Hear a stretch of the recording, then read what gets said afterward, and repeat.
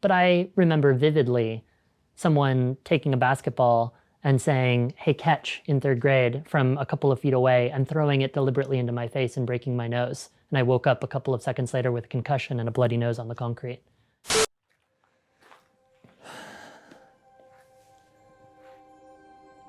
All right, let's talk about the dark times.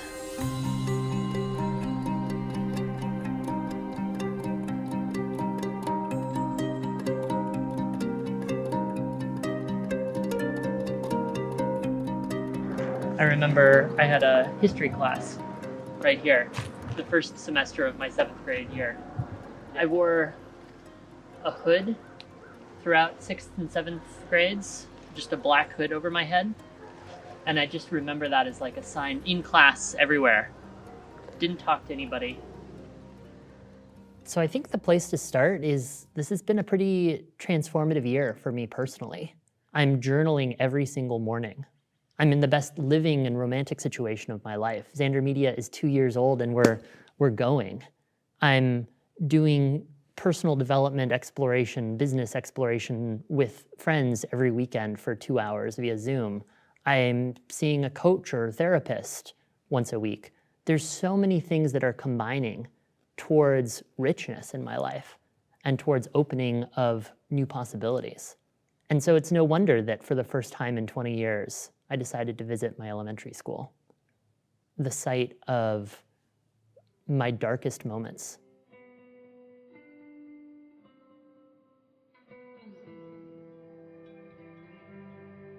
I grew up a sensitive kid in a really rural town, and that culminated in 7th grade, where I was picked on every day, called a girl, shoved around a lot, bullied before we had that word. And there were times in 6th and 7th grades where I truly didn't think that life was gonna get better, and I didn't wanna go on living.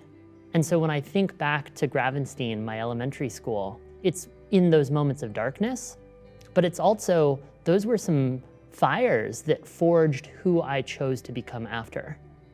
And I often think and say, there but for grace go I. That Gravenstein in some way, that 7th grade was a turning point that shaped all of who I have become since and all that I will do for the rest of my life.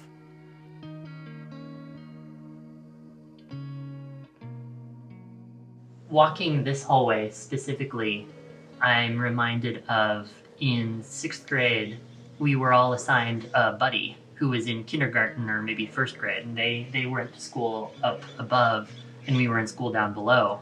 And I was a sensitive boy, and I had slightly longer hair and maybe somewhat more effeminate features than, you know, the shaved head kind of macho guys that I went to school with.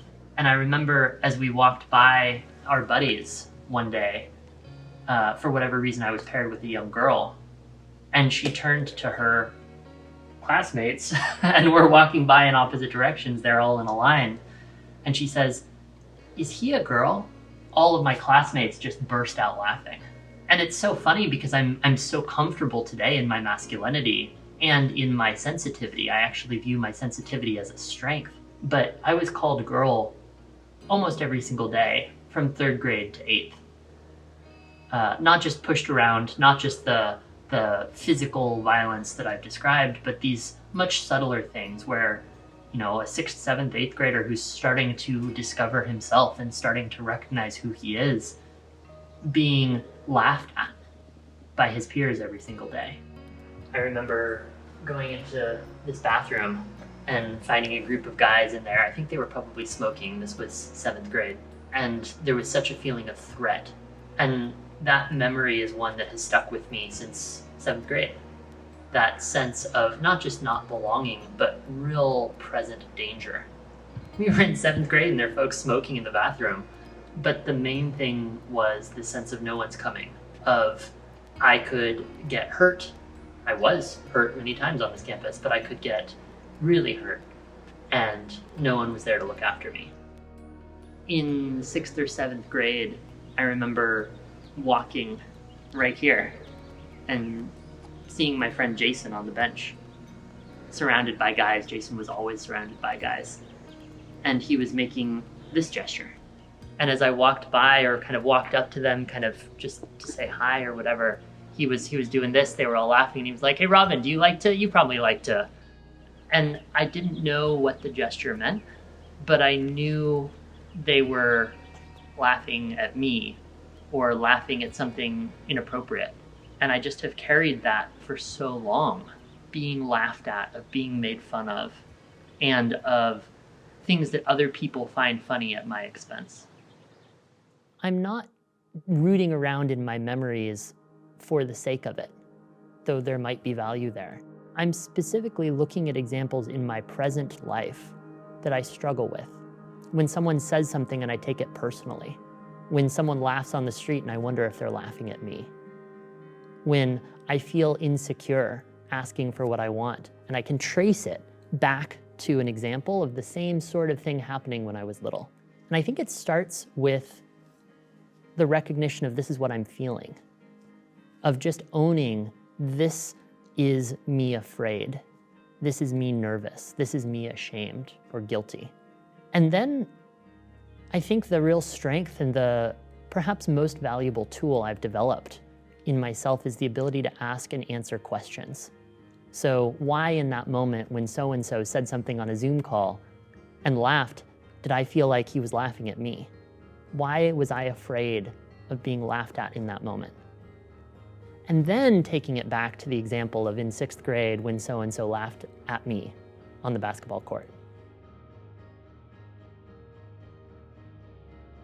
I have carried with me for my whole life those experiences. It took me until I was 25 or later to step into my own masculinity, because for years, up until high school, every single day people would call me girl.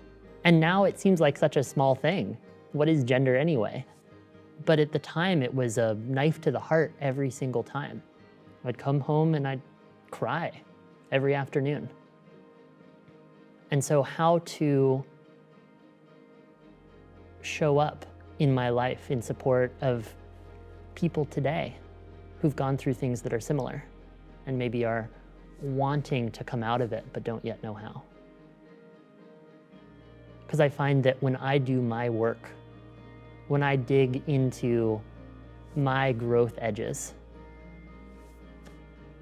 I mean, magic happens. Certainly my business is better and I show up more loving with my employees and with my partner and with my family. But also, I'm more inviting to the change that I want to see in the world. Shit, when I'm more comfortable emotionally, my handstands are better. I learn better. We all have demons. At least everybody I know has demons.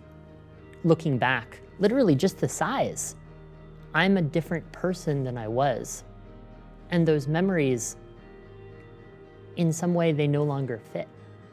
There's so much potential in looking at ourselves, understanding some of those stories, and then bringing them to the present and saying, who do I want to become? I would never have had the confidence to open up a cafe with no experience or a media company knowing very little about video without having overcome those challenges in my childhood and early adulthood. And maybe I'm just a glutton for punishment that I'm going into all of these dark stories all at once, but it's actually towards so much more, because I've gotten to the places that I've gotten and to the levels of contentness and joy in my life that I have carrying around all this baggage. And so there's just so much excitement that I have for what's to come, because by looking at these shadows,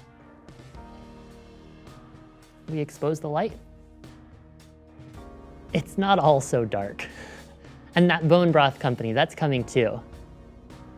But for me, it starts with this self-examination, with self-awareness. And everything gets better from there.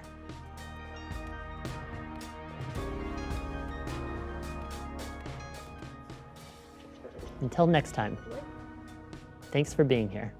Like, comment, subscribe. Until next time, like, comment, subscribe. No, and one more.